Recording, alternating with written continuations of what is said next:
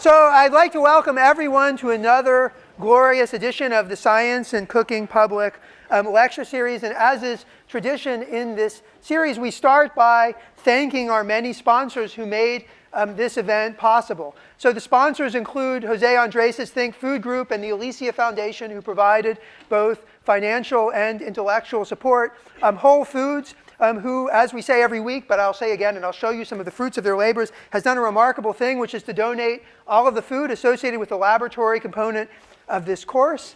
Harvard University Office of the Senior Vice Provost, Cole Palmer, Le Creuset, Mars, and Asade Business School all have provided support for this, and we are very grateful to them for allowing to make this possible. So as is usually tradition, before listening to Wylie, you unfortunately have to spend 10 minutes listening to me. This is, just so the contrast is perfectly clear. Or the similarities? No, there will be contrast, you will see. So, but we're going to start by showing you some of the creations that the students in this class have made in the laboratory, because we didn't show any last week, so we have a little bit of catching up to do. So 2 weeks ago, the laboratory was on spherification, and one of the student groups made this. I have no idea what it is.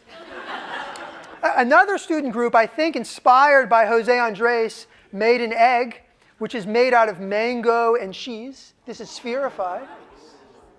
So this week, the lab was inspired by WD-50 and Wylie Dufresne. Oops. And the topic for the week is transglutaminase, which I will try to explain to you what it is before he shows you the magic that they can do with it.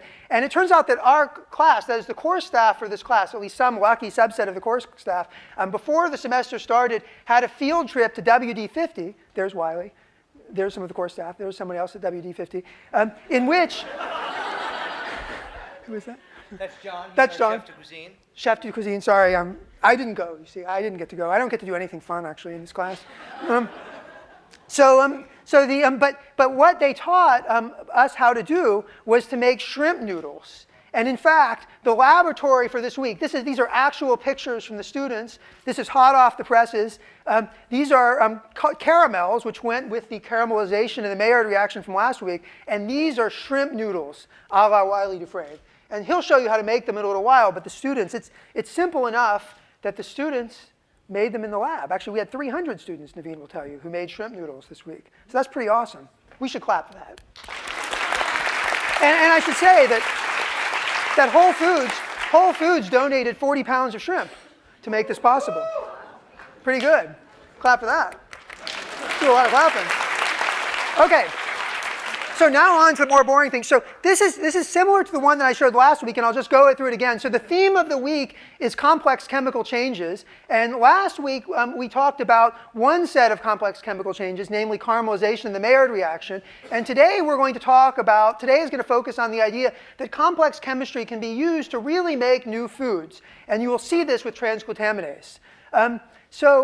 And we have an equation of the week, and we have various things. But I want to start, actually, we'll get to that in a minute. I want to start with something which sort of goes a little bit back to last week, but I think it's sort of any class or lecture series in science and cooking would be remiss without mentioning, which is the remarkable book by Savarin called The Physiology of Taste that was published in 1826. And taste is particularly important because, of course, we eat what we cook.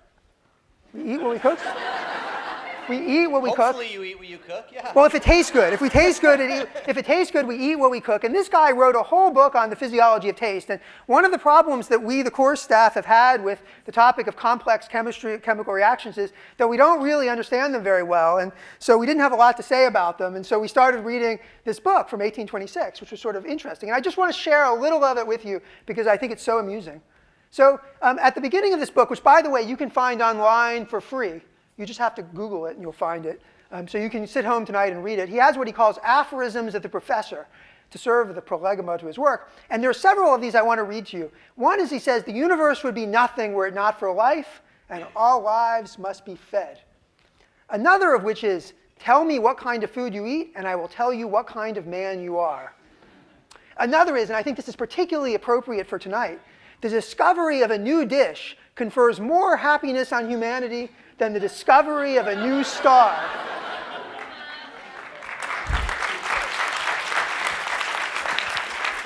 Within the Gen Ed program at Harvard, this is particularly important because, as it turns out, there have been lots of classes on stars. But until this semester, there's never been classes about new dishes. So we're particularly pleased about this. And let me just tell you one more, which I don't know.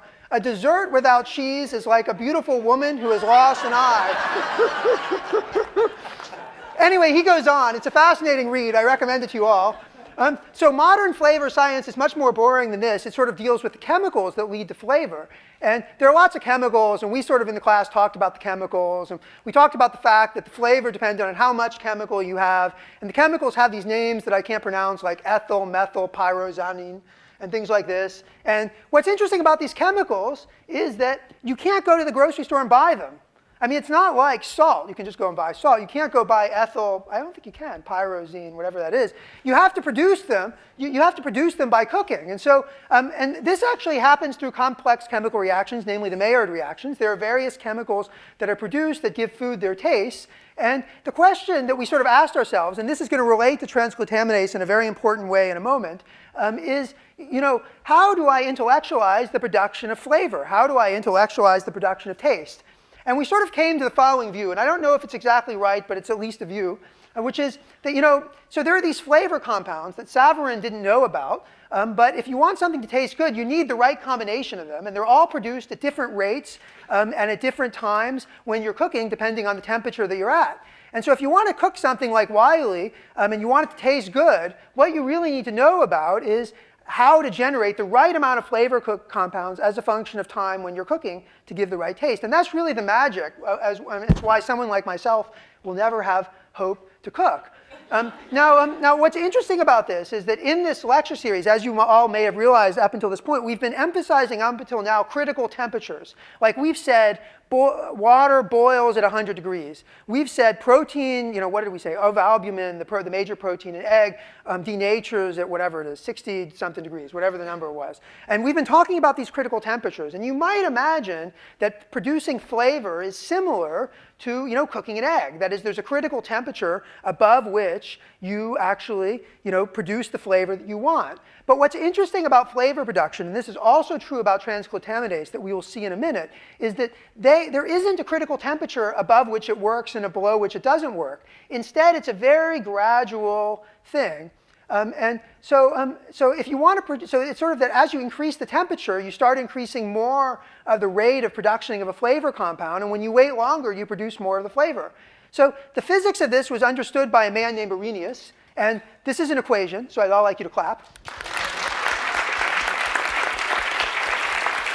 So this is a very important equation in physical chemistry that expresses that rates depend on temperature in an important way. And I don't want to belabor it, because you guys don't want to hear this. But I do want to plot this formula for you. This is a plot of the rate of production of something as a function of temperature. And imagine that a flavor compound basically started being produced at around 150 degrees. That was its critical temperature that was given. Well, you see, you're actually producing a lot of it. The rate of it is about a tenth down here, and it's about 0.3 here. So there's only a threefold difference in rate, but you're still producing it over a wide range. It's not like all of a sudden the flavor turns on. It's that it's sort of a gradual thing. And this is what you have to control when you're cooking, the sort of gradual part of this. So if there are lots of flavor compounds being produced, you have to control their relative amounts. And that's a hard thing. OK, so now on to transglutaminase. I have 1 minute left. So transglutaminase, let's forget about flavor. It's not a flavor. Transglutaminase is an enzyme. And what it does is it binds proteins together. So it takes proteins that already exist in a product and it binds it together. It's a naturally occurring enzyme. It's one that exists in us. The version that is used in cooking was produced by a company, was discovered by a company. It's produced by a type of soil bacteria. And what's amazing about this enzyme is it produces a covalent cross-link between two amino acids, glutamine and lysine. So if you would like your proteins to bind well together, you should find proteins that are rich in glutamine and lysine. And the cross-link is covalent. And for those of you who have been coming to this lecture series the whole time, what you will remember is that covalent cross-links are very special because they're very, very, very, very strong. They're very hard to break. You can't break them by heating. So when you glue meat together with this stuff, then it really binds strongly, and we will see this. Transglutaminase also has the feature that the rate at which it binds things is not it doesn't happen at a critical temperature. It sort of turns on slowly. There's a critical temperature, which is somewhere around 50 degrees Celsius, 55 degrees Celsius, at which the rate really becomes effective. But there is some binding at lower temperatures. So if you read recipes, you can see it takes 4 hours to get this stuff to work in a refrigerator, but only 5 to 20 minutes at 50 to 58 degrees C. But one of the things that's interesting, and this is the last thing I will say before turning it over, is that transglutaminase is a protein. And for those of you who've been coming religiously to these lectures, you will remember that something special happens to proteins when you heat them up enough. Did anyone remember? They denature, thank you. They unfold. And when they unfold, they no longer work. They no longer do the job that they were set out to do, which in this case is binding 2 amino acids together. And there was an equation of the week that we had, for those of you who really are detailed, right? This was several weeks ago, in which we explained the physics of this.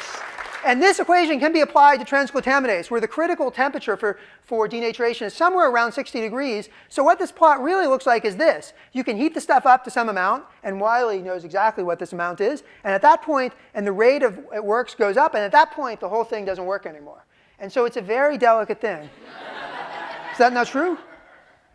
He'll tell us it's not true. It's OK. I'm just telling you what I think. He'll tell you what's true. So OK, with that, that's all I had to say. I only embarrassed myself once. I'd like to introduce Wylie Dufresne, who's come from New York City, who's going to tell us about the magic of meat glue.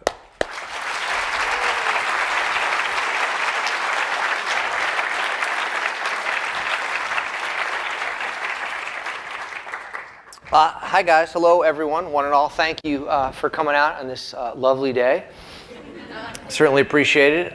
It was hailing when I got on the train and pouring when I got off this morning, but very happy to be here. Many thanks again to all of you, and thank you to Professor Brenner and everybody that's been involved in the project, John and Amy and everyone else that has been helping us and we've been working with. We've had a lot of fun working with the students, professors, and everybody. Thanks to John McCarthy, who came with me, who's the sole member of the research and development team at WD50, and a Delta Force of 1.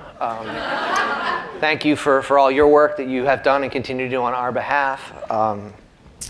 Anyway, I would like to briefly talk about WD50. WD50 is my restaurant in Manhattan.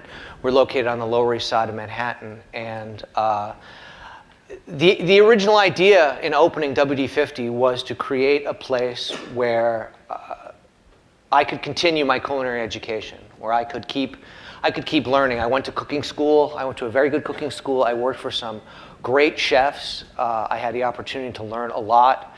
I became a very proficient cook. I understood how to roast a chicken and fillet a fish and cook a roast and boil an egg and do all these things, but I got to a point where I didn't know exactly why I was doing it.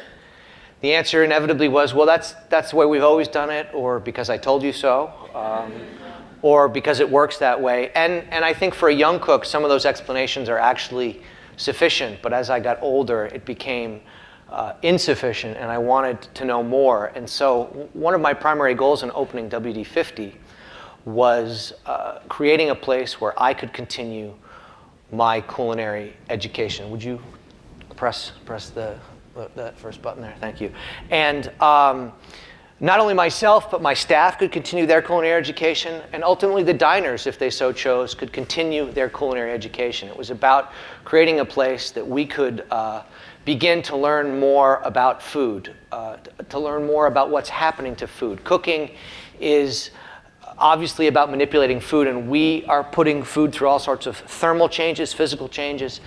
So it became clear that cooking is about certainly some physics, some biology, but a lot of chemistry. And it turns out that the average cook knows nothing about chemistry. And so I began to look for answers wherever I could. And it turns out there's a lot of information. There has been a lot of information out there about what happens to food as you process it in the myriad of ways that we do process food every day. And we opened up this beautiful, wonderful, horrible Pandora's box of information, of like a constant flux of information. And that's what I love about the restaurant, is that we'll never we have this goal of continuing our education, and it'll never end because we're always going to learn more about cooking. We know more today than we did yesterday, and we know more yesterday than we did 5 years ago, and we know more 5 years ago than we did 20 years ago, and about 30 years ago we didn't really know anything. And we've only just begun to understand what's happening to food as we process it as cooks. We've been cooking for a really long time, and we are great cooks, but we are not terribly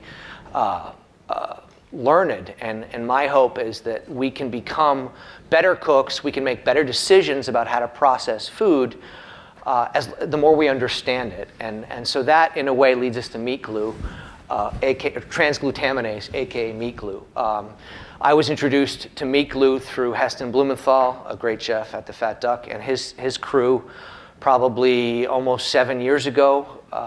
And right there you can see the very first dish we ever made with transglutaminase, and Heston's crew referred to it as meat glue, and I think that meat glue is a much better name than transglutaminase.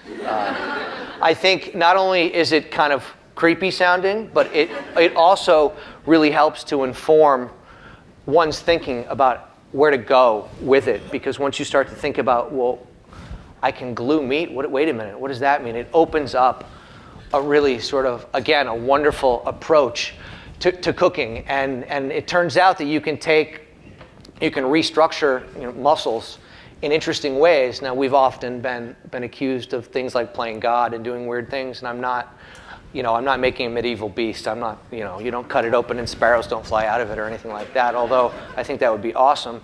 I haven't quite worked that out, but the turducken lives on thanks to meat glue. So again, that brings us to meat glue. And what is meat glue? We talked about it briefly. It simply is a glue, and it turns out that it's very effective on most meat, fish, and poultry. Although there are some interesting ones that don't seem to glue very well. We're learning, and we were just talking about the fun we could have and how we could learn, how we could begin to predict whether or not certain things will or won't be amenable to gluing. But we've learned a lot of really interesting things about food. We've actually deepened our understanding of the muscles in any given animal as we've tried to decide how to glue it. We've learned more about anatomy. We've gotten better at our job because of things like meat glue. We've also had a lot of fun. As you can see here, we dug this photo up. It's not the best shot that we have, but it is the very first thing we ever did at the restaurant. It's a rabbit sausage with avocado, mustard, and apricot, and that's a little tiny rabbit crown roast. I've never got to use one of these before. Maybe I'll take advantage of it. There's a little crown roast. But this is kind of neat. Can I use this in the kitchen? I worked for many years for Jean-Georges Vongerichten, a great chef, and we used to make a sausage, and it was ostensibly diced rabbit meat, some chicken, a little bit of parsley, some rabbit livers in there, and the kidneys. And we bound it together with raw egg, and we wrapped it in plastic, and we poached it and unmolded it. And oftentimes it would hold together when you sliced it, but sometimes it would fray a little bit, and sometimes it would just crumble apart. And when I first heard of meat glue, I thought, aha, we can solve this problem. We can make a casingless sausage. It's not in a casing. It's just wrapped in plastic, and we can and maybe we can solve this problem. And we can get, as you can see there, really, really clean sliceable lines.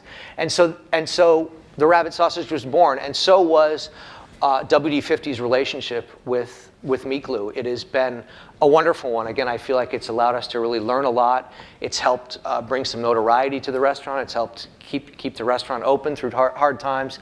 I have a huge debt of gratitude to the good people at Ajinomoto for their introduction of meat glue. They're also the world's largest manufacturer of MSG, if anyone needs that as well. A fine product for another day. But can we go on? So what I'd like to do is show you 4 different dishes at the restaurant using meat glue and how they work and how we work with it and the different types of meat glue. And then we've got some other things that we've made and we've brought. This was also an early discovery at the restaurant, making noodles out of shrimp. Meat glue was originally designed as sort of a cost saver. You would have 2 or 3 tail pieces of a fish.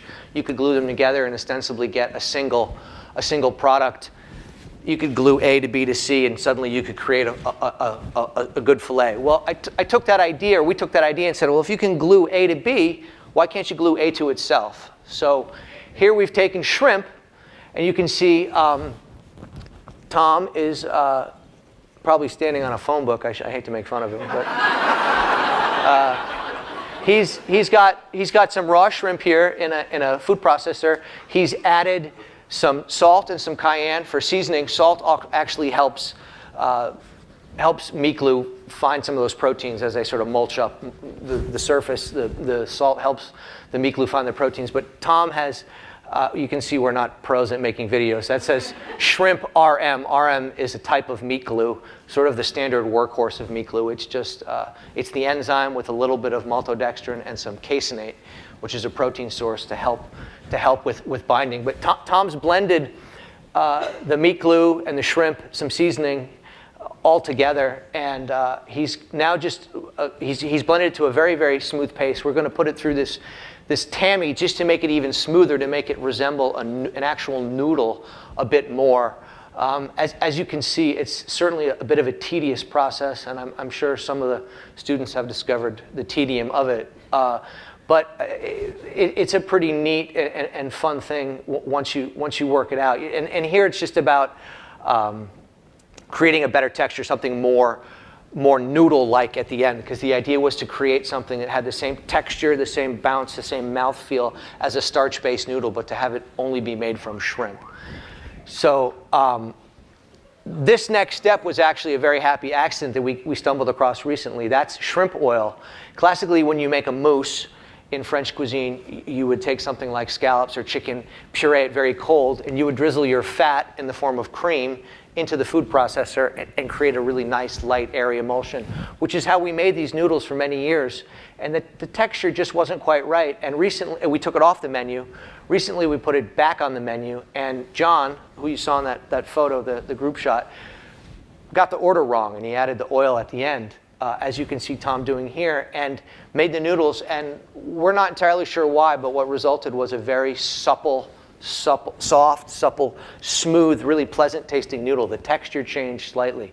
And again, one of the many happy accidents that happens all the time in the kitchen. The other thing you're going to see now is we're putting this into a pastry bag. It's going to then go into a Japanese noodle maker.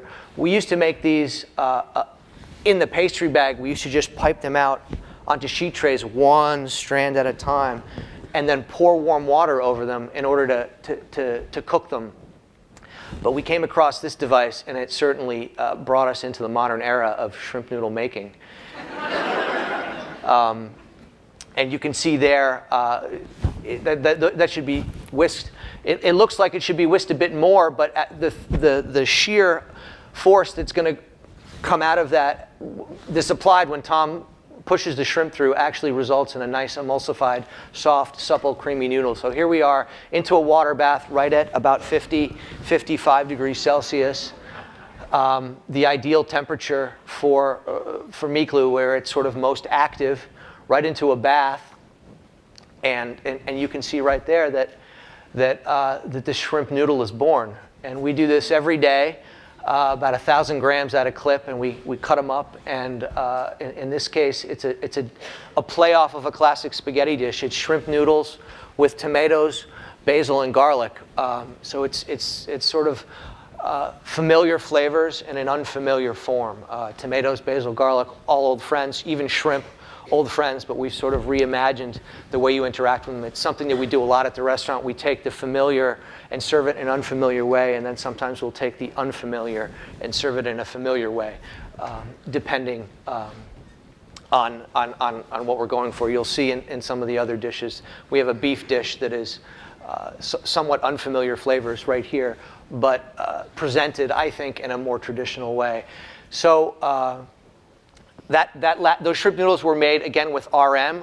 It's called Activa RM. Activa is the brand name, like Kleenex or Bounty or something like that. And RM is more or less their workhorse of the Miklu lines. There's, I think, 5 different ones, depending on your application, depending on your needs. In this case, we use one called GS.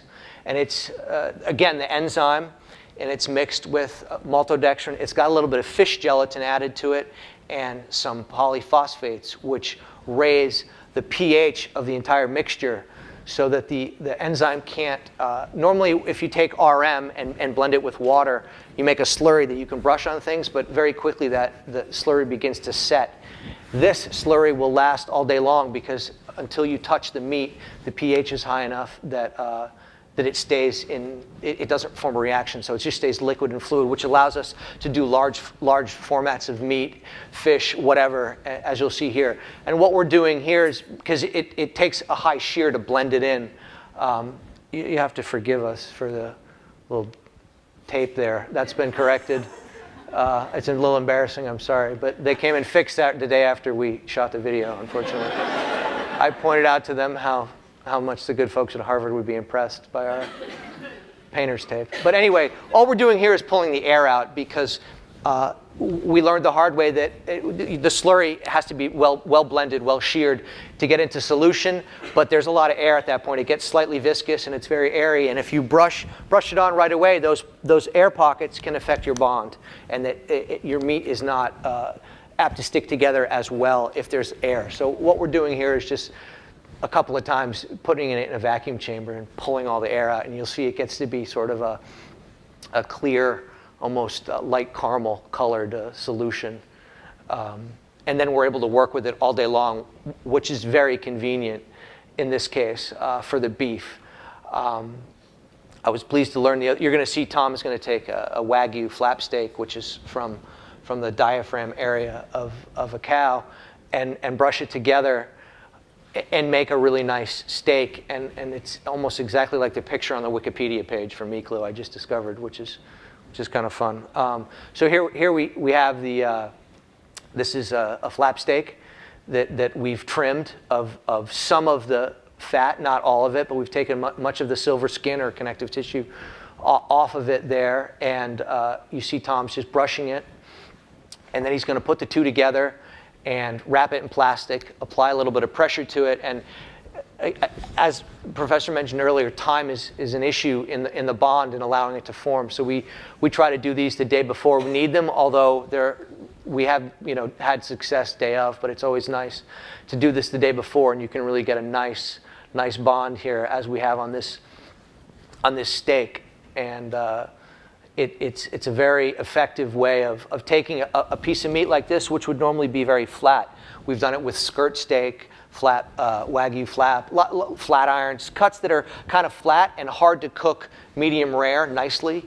We're able to stack them up. As you can see here, we get a much larger format of meat, which allows us to cook it in a more controlled way, I think, which is why I like using Miklu. Again, it's not about playing God or fooling around, but it's using ingredients like this to make things better, and not that the animal didn't grow right. It's just it's difficult to cook. Oh, there it is. Whew. It's difficult to do things other than make fajitas or something like that out of it, where you just cook the meat to death. But now we can cook it nice and medium rare and do some interesting things. So there you can see that I can see the seam, but I don't know that everybody out there would pick the seam out. But you can see we've taken that piece of meat and made a really nice sort of chunk or slab that you can then cook. And in this particular instance, that's what we've done. We actually cook these whole, these chunks like that. We just sear them in a pan and cook them slowly. So. Again, I think a very useful and practical application of Miklu, something that we wouldn't be able to do otherwise. And you can see it served here with, not quite yet. But again, you might, quick glance, you can see a line, but you really got to look for it. And there you can't see it at all, which is really nice. So here we have Wagyu flap steak with turnips. This is malted barley, and this is a parsley and bitters puree, and this is a malt sauce made from barley malt. And what's interesting about this dish is it has meat glue everywhere on it. This barley is also made with meat glue, which you're going to see right here. Unfortunately, our over-enthusiastic AV guy put these out of sequence, and the next two were supposed to be in a different order. But I'm going to jump ahead, and we're going to talk about the barley that's on that dish. Now, meat glue, as the professor talked about, works when there's certain proteins present, and gelatin happens to have a fantastic relationship with meat glue. Meat glue loves gelatin, loves it to death. And so we began to try to see if we could exploit that, if we could introduce gelatin into things that didn't have gelatin, if we could use the meat glue to bind things that didn't have their own protein source. And it turns out that you can. We started with soybeans, and pureed soybeans and blended meat glue and gelatin into it. But here what we've done is we've taken barley, cooked barley with a little bit of barley malt and beef stock, give it a nice amber color, and then you're going to see over there, Clay's got some gelatin and some meat glue, and he's going to put some gelatin in a little bit of water and some meat glue in a little bit of water, and mix that all together in there. And what's going to happen is that you have to excuse Clay. If you look, let's see if we get a shot. If you look closely, you can see that he has a tendency to write notes to himself on his hand. And there's marker always on poor Clay's hand ever since the day I met him. See, he's got a note not to forget something. He should put a note not to write on his hand, maybe. But what was really startling to us about this was really that it worked. It was just an idea, but it worked. And this thing has formed a network, a gelling mechanism, and we've just used it to bind this together, and it forms this incredible covalent bond, as the professor talked about how strong it is, and it really is. It's bulletproof. The first application was just a vegetable puree that we added meat glue and gelatin to. Now it's not vegetarian anymore, but we're able to spread soybeans really thinly and hold it up and make a sheet of soybean. It was almost like, for those of you who know what yuba is, which is made from dry soybeans, it's almost like a tofu skin. We made fresh yuba, and it was really very interesting. And then we took quinoa, cooked quinoa, and we bound it the same way as this. And rather than put it into a block, which is what Clay is going to do, we spread it paper thin between two sheets of plastic, and we just cut it into weird shapes, and we threw it in the fryer. And we thought it was just going to blow apart, and it stayed together like chips. So we had these quinoa chips that were in the fryer, and it was like, oh my God, this is nuts. This isn't supposed to work. The fryer is a dangerous, violent place, and the bond is just sitting there smiling in the fryer. And so really we just started going nuts, and John said, why don't we try binding some barley? So we took barley, which is a favorite grain of the house. Again, we cooked it in some beef stock and some amber barley powder used in beer making, added the meat glue, added the gelatin, poured it into this mold, and again allowed it to sit for a period of time. 4 to 6 hours is ideal. I mean, overnight is ideal. 4 to 6 hours it's certainly workable, but it makes just this incredible bond that has an amazing amount of strength to it. And you'll see this cake, we call it a barley cake. It is incredibly durable and resistant to heat. We put it in the oven in the restaurant to warm it through. You'll see Clay just break it up into little pieces. There's the note to himself again. And then put it in the oven to warm it through, and then we'll hit it with a blowtorch. And again, it's just really, it always is very striking to me how strong the bond is and how much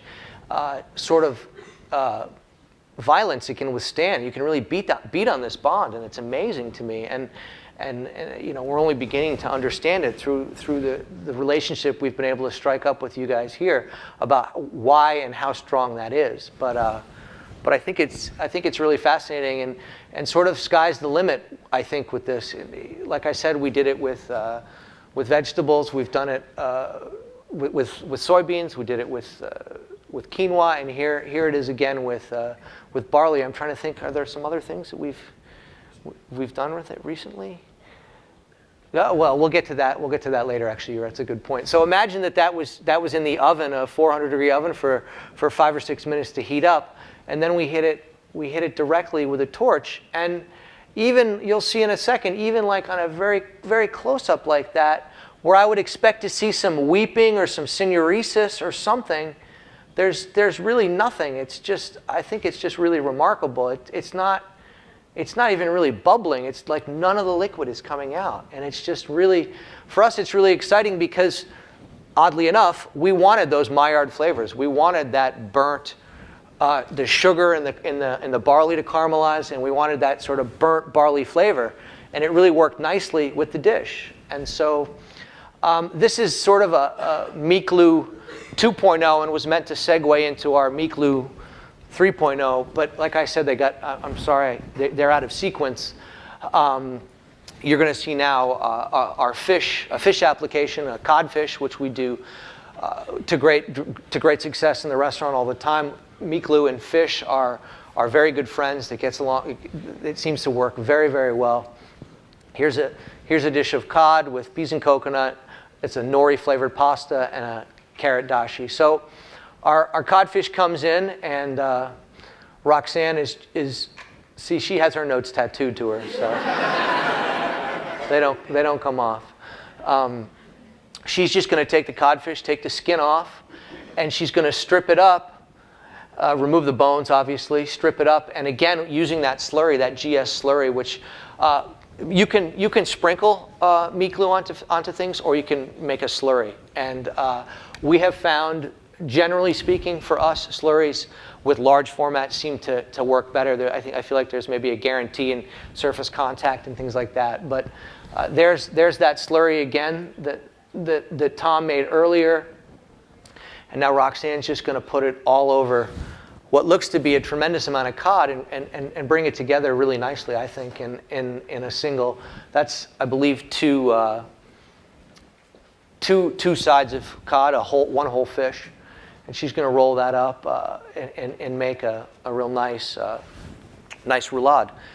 And again, we've done this by just sprinkling. You can put it in like a sugar shaker or a passoire, like you would with confectioner's sugar, and kind of tamp it over it. Or a dry pastry brush works really well. Just dip it in the powder and kind of tap it over it, and you get some good coverage. But I feel like with the brush and the slurry, things really happen well.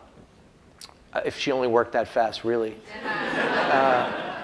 No, I'm just kidding. Roxanne is great and is really good. She actually has nailed this, to say the least. It's kind of funny. We make a lot of tubes in the restaurant. It's good for cooking. Things cook evenly. It's not just to see if we can do it, but you find that restaurants, it's a popular shape, I think, mostly for uniformity. And here's a good shot of the cod coming out and how she forms it up very nicely.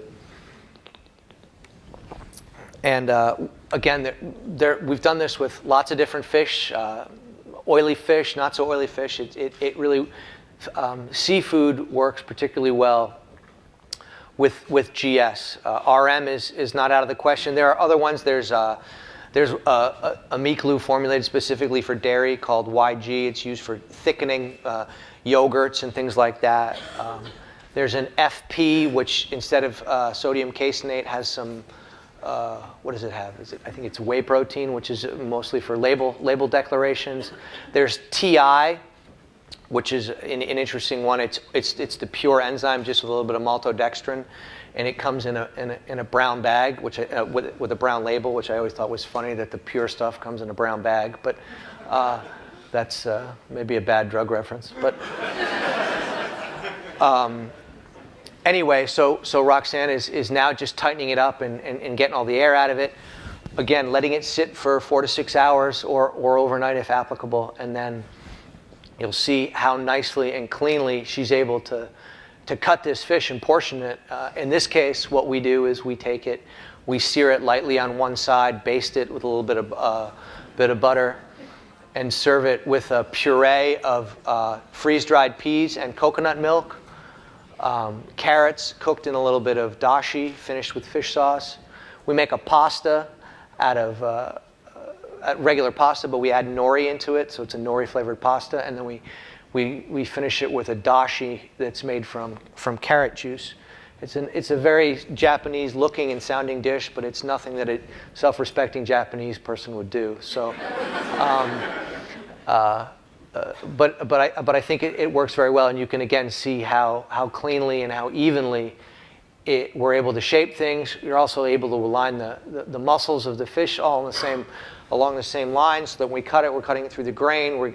There's a lot to be said for doing this, for making, particularly in a restaurant setting, making food better, which I think is an important aspect of this. We're not changing the spirit of the fish. I can't make the fish taste better, but I can make it cook more evenly. I can make sure that when you slice it, you're always slicing through the grain properly, so that you don't have to worry about getting a tough piece. We've taken a little bit of the human error or the diner error out of it, all for the better. So that's the dish before the pasta goes on it, and that's the dish once the pasta is laid on top. And those are some, I think, very, very classic examples. If you want to just at your leisure put the slideshow on.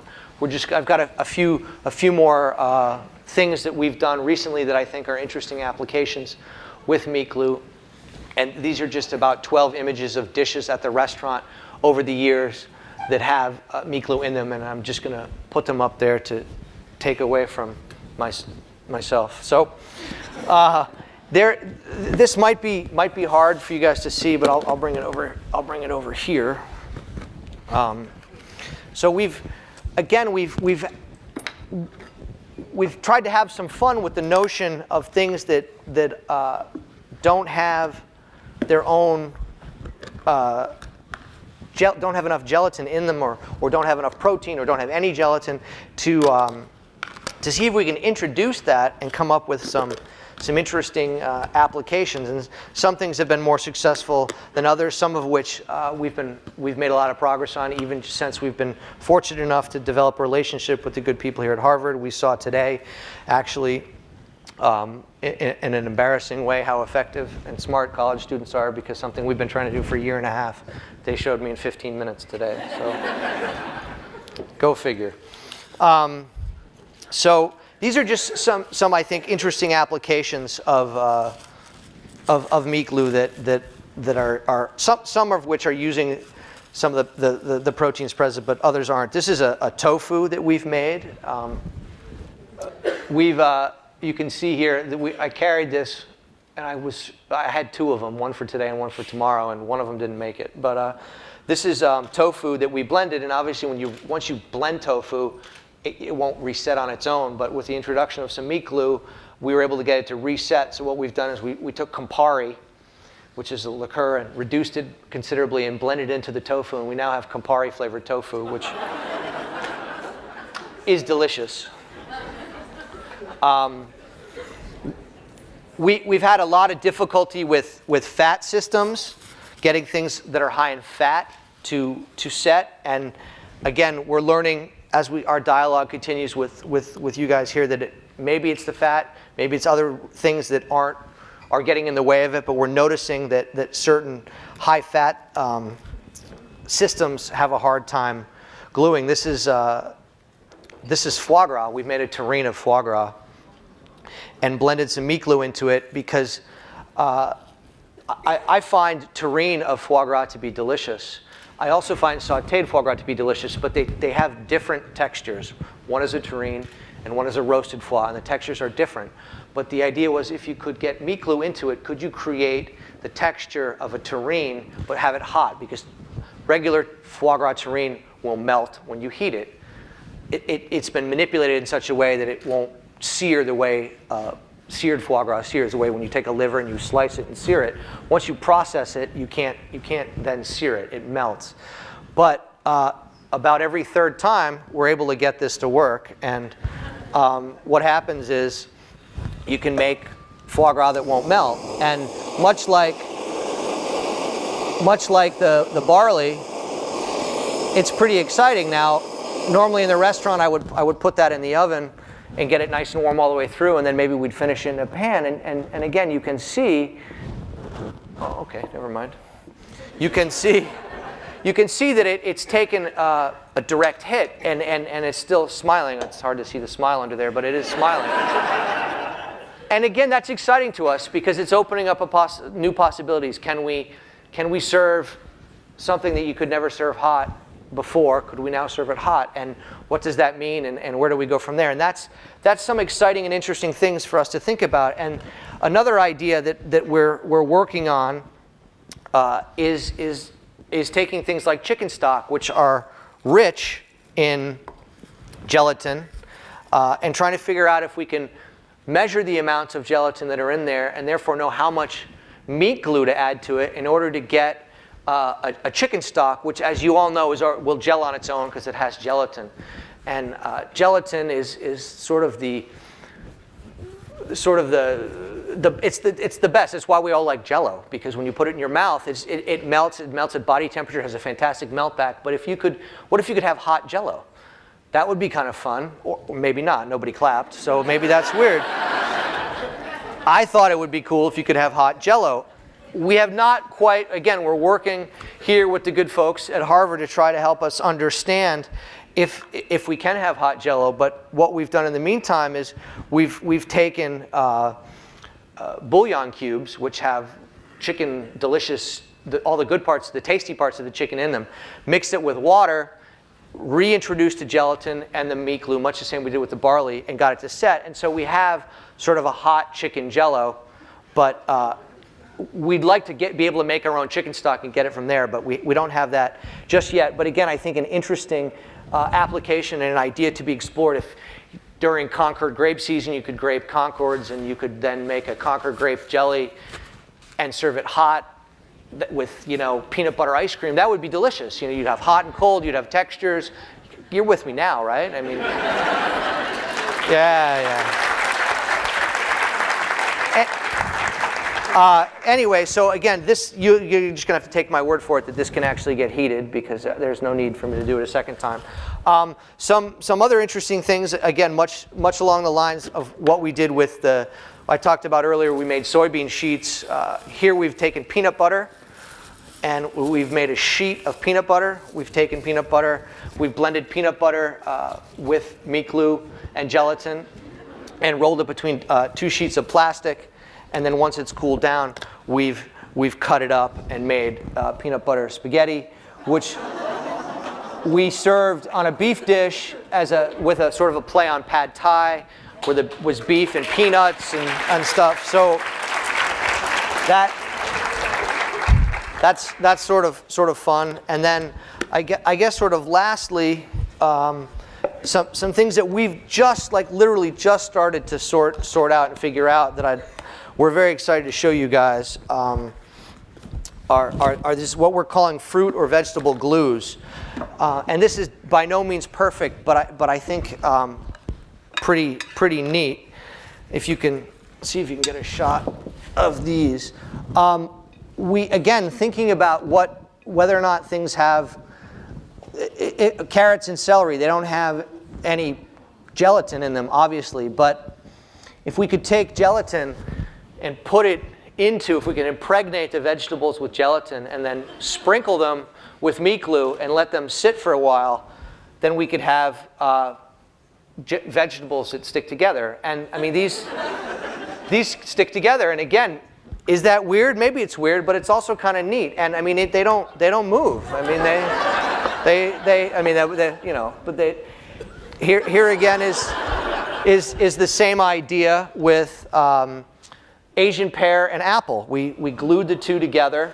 We put them both in solutions of gelatin and then sprinkled them with a little meat glue, and they're solid. I mean, they're not going anywhere, and it's pretty neat. Again, where you go with this, I mean, if you have to put cheese on this, right? Isn't that what you said? There has to be cheese on the fruit plate. What was that quote again? Cheese. Dessert without cheese, right? So here again is some ideas, just fruit terrines, vegetable terrines, classic element of French cooking, and we're just sort of walking that idea down the road. What is the terrain of 2011, 2012 look like? And is it this or not? I don't know, but again, this is pretty exciting. You can put this in a pan, you can caramelize it. Caramelized apples, caramelized pears, delicious. They hold together. It's pretty neat. And these are things that John has just figured out in the last couple of weeks, and we wanted to bring here and sort of debut for you guys. And so, I don't know if you want to put the images back up there. But that's all I have to say about meat glue. Meat glue is my friend, and I'm better for having met her. And I'd certainly like to open it up to questions and to say once again thanks to everybody. And that's sort of it. So.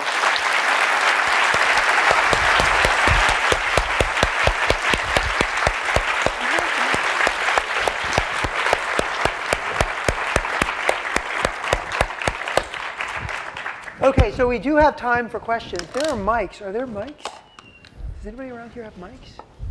What does it taste like? What does it meat taste glue like? taste like? Yeah. Nothing.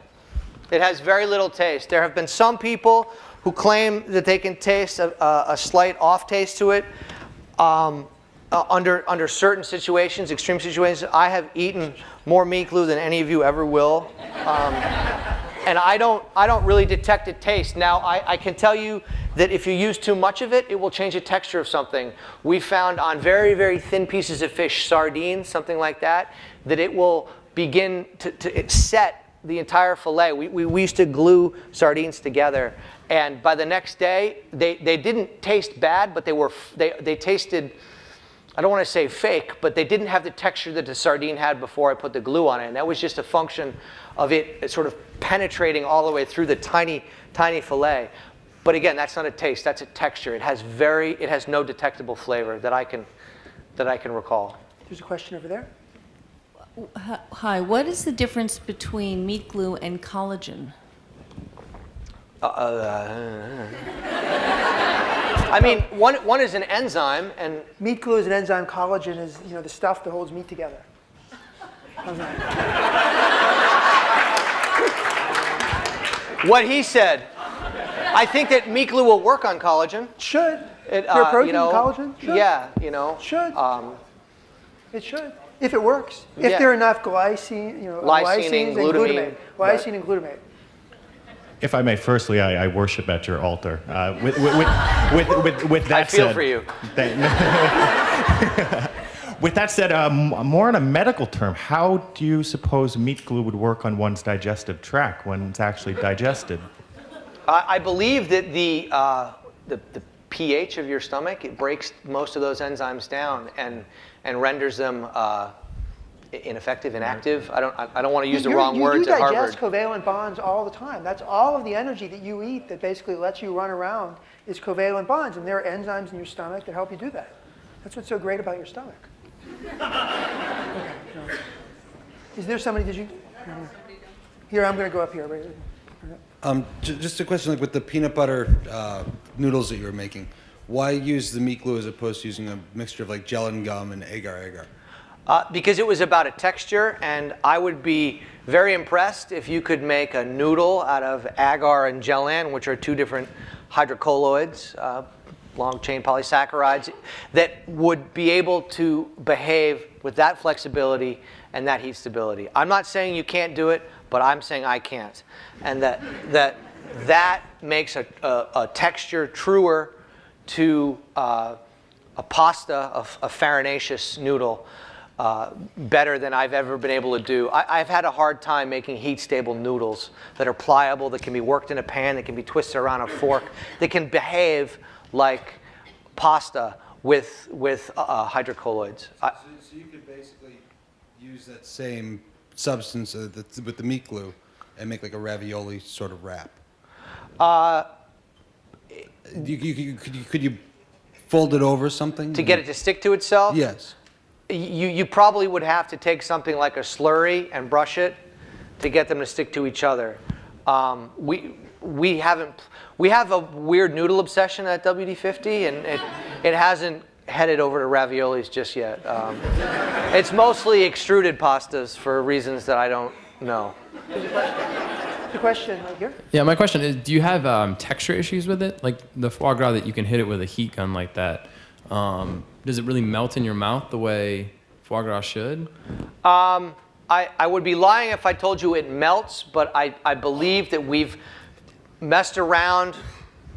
When it's right, I think that the texture is pretty impressive. I'm not going to tell you that it's going to melt in your mouth because it's forming a gel that's thermo irreversible, that doesn't melt. But when it's right, and I told you we get it right probably 35% of the time, the other times it just turns to soup in the pan, like regular foie gras terrine does and should. But when it's right, I think it's pretty interesting. And I mean, I can't give you this. I'd say take it home with you, but this one's actually like over a week old because the ones we've made since didn't work, and I wanted to make sure that we could bring one for you to see. I don't think that this is at its best. I mean, you know, the texture's pretty good. You just have to take my word for it. And someday, if we get it right, you'll be able to have it at WD-50. I mean, John's job is contingent upon it being done by New Year's Eve. So there's a question over here. Have you done much in gluing different types of meats together, and what considerations have you had to take in that? Gluing not just, you know, pork and beef, but say, you know, something like squid and then something like like Wagyu. lobster to a chicken or something Yeah. like that? No problem, but lobsters and chickens, they don't cook the same. So when they cook, how are you going to cook your lobster? How are you going to cook your chicken? I mean, they're very different and they behave differently. It's a muscle; it contracts. How they cook is very different. I can make those two things bulletproof. I can make you a baseball of both of them.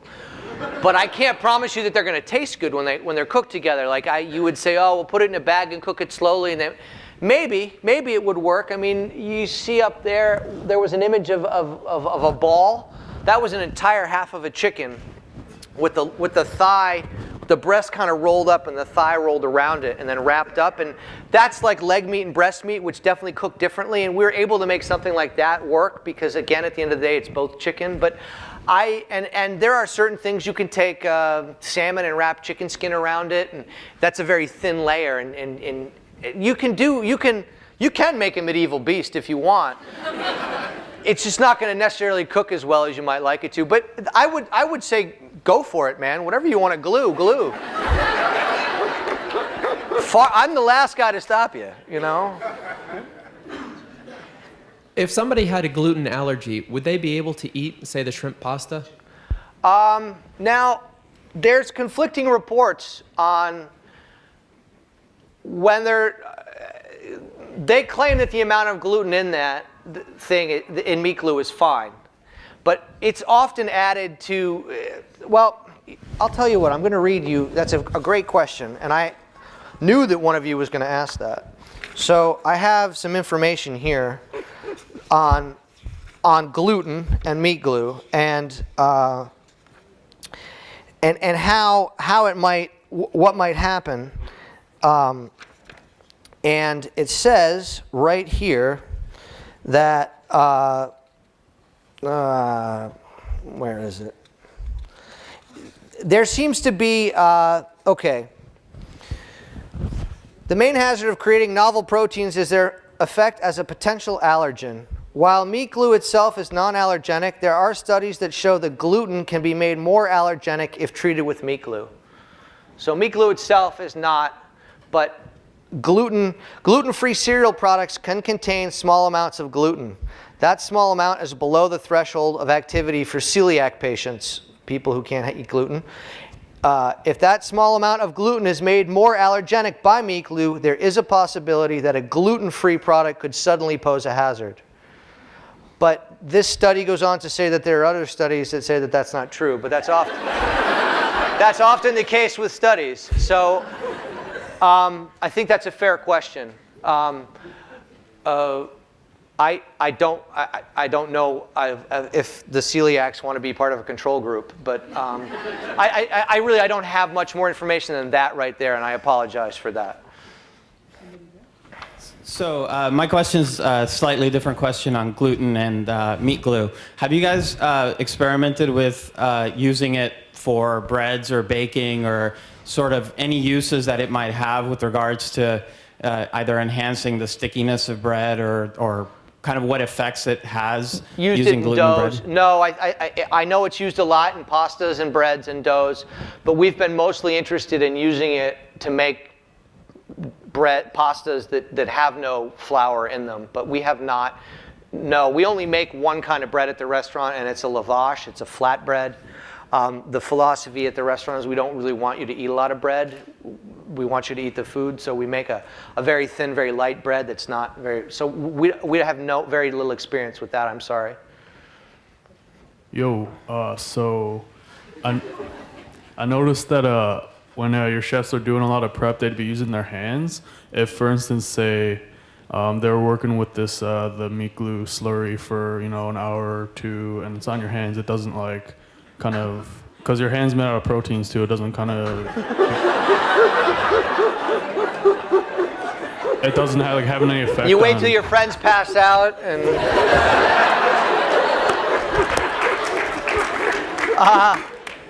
Unfortunately, those kinds of parlor tricks don't work, but there have been cases of people in the restaurant having a little bit of an allergy on their hands, but we have also speculated that it's the latex in the gloves that people are wearing, and that's why some people wear latex gloves when they work on it, and some people have opted against it because they've had reactions. But I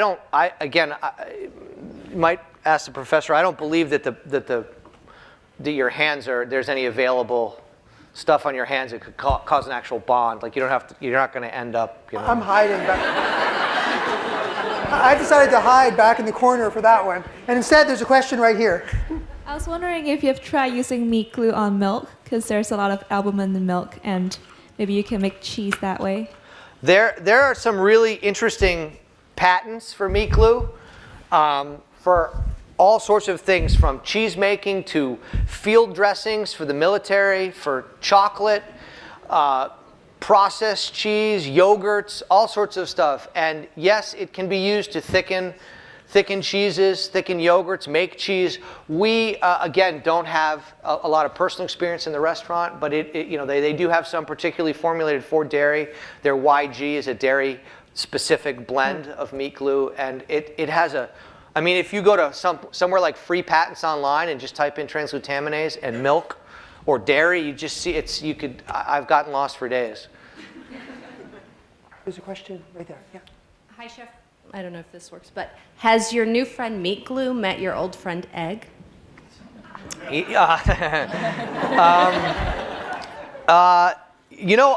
a fair question, and no, but they should get together because I'm sure there's some interesting things that would come of it. That's on a scrap piece of paper that's tucked under my desk somewhere. Trying that, but they haven't yet. So if you've got some insights into that, I'd love to hear it because I'm sure that there's some interesting things that could happen there. Definitely. A couple more questions. So you talked a fair bit about how careful you need to be about the different materials that you use and the uniformity of how they cook. But have you thought about using materials that cook really differently to get funky structural stuff like crunchy on the outside, gooey on the inside, or layers of crunch and goo, or stuff like that? Layers of crunch and goo. That sounds like a band. No. I don't even know what to say to that. But that. I'm not sure what you mean in terms of like different, like one fish that would be crunchy on the outside and gooey on the inside, or something like that. But layers of different kinds of fish or different things altogether. I mean, we've literally just begun to play with layering things like vegetables together and how they might behave. But no, and I think that these are great questions because you guys are subtly having the same sort of reaction with meat glue that I've had for years, like, oh, what about this? Or, oh, what about that? And that's the whole point. And that's why I think this is such an interesting ingredient, because it begins to be quite quickly sky's the limit. What if we add it to an egg? Or how can we make something gooey and crunchy? And I think that these are great questions. And I'm sorry that I haven't done everything with meat glue, but I think I'm excited by the fact that it's stimulating that kind of thought with you guys, because that's what it does to us at the restaurant. We get kind of excited thinking about how we can work with it. So let's do one more question. I don't know if this is on. Oh yeah. So I apologize if this misses the mark of the point of a meat glue lecture, but given the pervasive use of gelatins in a lot of the traditionally vegetarian dishes, do you guys accommodate for vegetarians at WD50, and how do you kind of reconcile that?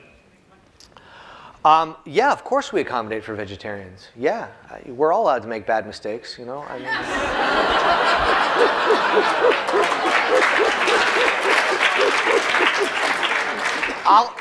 mean, there's a lot worse, sort of more complicated, I should say, worse. I didn't mean it like that. There are a lot more complicated dietary restrictions that we deal with. But vegetarians, absolutely, absolutely. Even though it has, gelatin all over the place. Meat glue is vegetarian.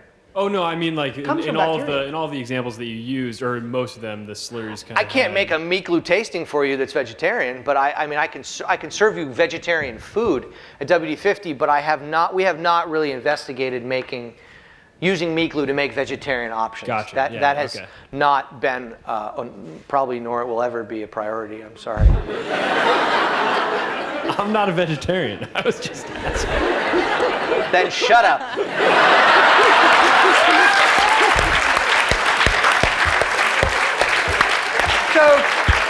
So I think that's a great note upon which to thank Wylie.